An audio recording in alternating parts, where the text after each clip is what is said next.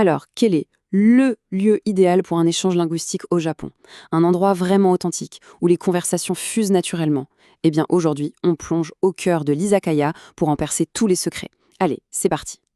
Cette citation, elle capture vraiment l'essence même de l'izakaya. Il faut oublier l'image du restaurant un peu guindé ou du bar super bruyant. Non, non. Imaginez plutôt une sorte de refuge où, après une longue journée de travail, les masques tombent et les cœurs s'ouvrent. C'est vraiment ça la magie de l'izakaya. Alors, première partie. Que se cache-t-il vraiment derrière ces fameuses lanternes rouges qu'on voit partout? Bien plus qu'un simple bar en fait. On va découvrir ensemble pourquoi l'izakaya est considéré comme un véritable troisième lieu, un endroit essentiel à la vie sociale japonaise. En fait, l'izakaya, c'est l'équilibre parfait. On y vient pour les boissons, bien sûr, mais surtout pour les kozara, ces petites assiettes à partager qui sont une vraie invitation à la conversation. L'ambiance y est toujours détendue, conviviale. Le but, c'est de connecter, pas seulement de consommer. Ok, passons à la pratique. C'est vrai que la première visite dans un izakaya, ça peut sembler un peu intimidant. Il y a des coutumes, des règles pas toujours écrites, mais pas de panique, il faut voir ça comme un jeu de piste amusant. On va décrypter ces règles ensemble. Et voici la première surprise qui déroute souvent les non-initiés. Un petit plat arrive sur la table, comme par magie, sans qu'on ait rien commandé. Alors non, ce n'est pas une erreur, c'est l'otoshi. Il faut le voir comme un geste d'hospitalité qui sert aussi de frais de table. C'est une façon de dire « bienvenue et bon appétit » en attendant que le reste arrive. Parfois, un simple geste en dit long sur toute une culture. À peine la table est assise, il n'est pas rare d'entendre quelqu'un lancer un « toriaizu biru ».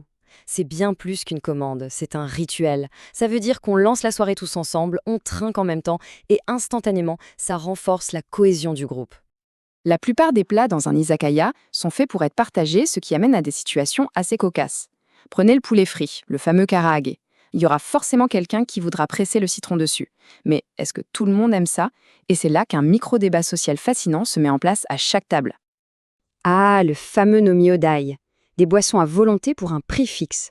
Ça peut ressembler à un rêve, c'est vrai, mais c'est aussi une sorte de soupape de sécurité dans une société où la pression au travail est très intense. C'est le moyen de lâcher prise complètement après une semaine de dingue. Bien, maintenant qu'on a vu les règles pratiques, passons aux dynamiques sociales, qui sont un peu plus subtiles. Car dans un izakaya, ce qui se passe entre les gens est tout aussi important que ce qu'il y a dans les assiettes.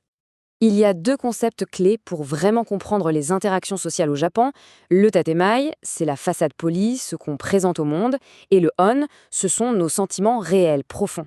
Eh bien, l'izakaya, avec son atmosphère détendue, est précisément le théâtre où le on peut enfin faire son apparition. Et pour encourager ce fameux one, il y a cette invitation un peu spéciale, bureiko. Littéralement, ça veut dire « laissons les rangs de côté ». Un chef peut dire ça à ses employés pour les inciter à parler plus librement. Mais attention, c'est un test subtil. La hiérarchie est suspendue, d'accord, mais jusqu'où peut-on aller? Tout est dans l'art de lire l'atmosphère. Bon, comment est-ce qu'on met tout ça en pratique lors d'un échange linguistique? C'est simple, voici quelques sujets de conversation parfaits pour briser la glace et explorer ensemble les différences culturelles. Voici une excellente première question. Au Japon, pas de culture du pourboire, mais il y a l'otoshi. C'est un point de départ parfait pour discuter des coutumes de service et de ce qui est considéré comme normal ou bizarre dans différents pays. Voilà un autre sujet passionnant. La relation au travail et à la hiérarchie est très différente d'une culture à l'autre. Discuter de ces nomikai, que ces fameuses soirées entre collègues, peut révéler énormément de choses sur les environnements professionnels de chacun. Le partage des plats s'amène à ce phénomène typiquement japonais appelé Enryo no Katamari, le morceau de la retenue que personne n'ose jamais prendre. C'est une super occasion de parler des habitudes à table et de toutes ces règles de politesse qui ne sont écrites nulle part. Et pour bien se lancer, voici quelques mots-clés à garder en tête. Avec ce petit lexique, commander et participer à la conversation devient tout de suite beaucoup plus facile. Le plus important, c'est vraiment d'oser les utiliser. On arrive à la fin de notre petite explication, mais en réalité, ce n'est que le début de l'aventure. Parce que l'izakaya, c'est bien plus qu'un simple lieu. C'est une véritable porte d'entrée sur la culture japonaise. Surtout, il ne faut pas avoir peur de se lancer. Utilisez ces quelques clés, poser des questions, être curieux et, par-dessus tout, écouter. Chaque discussion dans un izakaya est une occasion unique de créer des liens et de mieux comprendre une autre culture. La prochaine grande conversation est juste là, à portée de main.